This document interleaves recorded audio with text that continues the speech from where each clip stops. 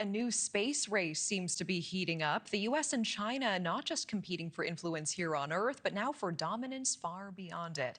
NASA's interim chief Sean Duffy is fast-tracking a nuclear reactor to power a future base on the moon, while Beijing is racing to put its own astronauts on the lunar surface before the end of the decade. Duffy says the reactor project is critical to stay ahead of China, which just tested a new lunar lander and rocket system of their own.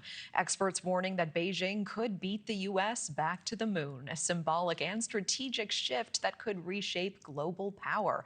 NewsNation's Mills Hayes joins us now with what this interstellar competition means for the future of space and national security. Mills. Natasha, both the U.S. and China are looking to establish a long-term presence on the moon. It has ice, which can help astronauts breathe and would provide an opportunity for them to refuel for deeper space exploration like Mars. It's one small step for man, one giant leap for mankind. The first man on the moon, Neil Armstrong, speaking those iconic words in 1969.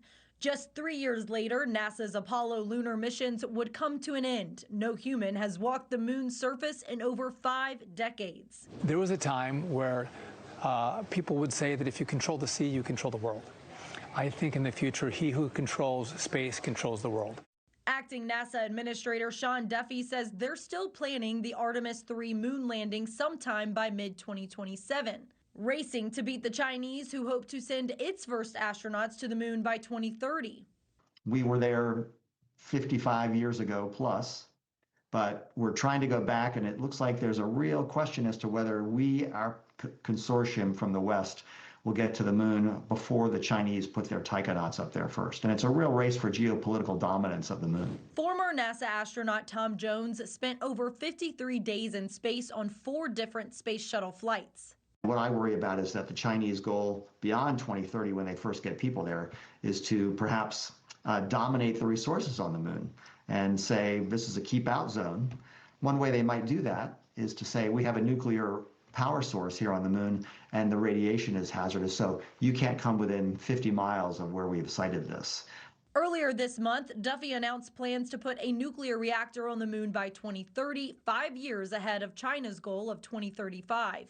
Space experts say it's essentially a nuclear battery. In these nuclear energy sources, there is no chain reaction. It's just normal radioactive decay, natural decay.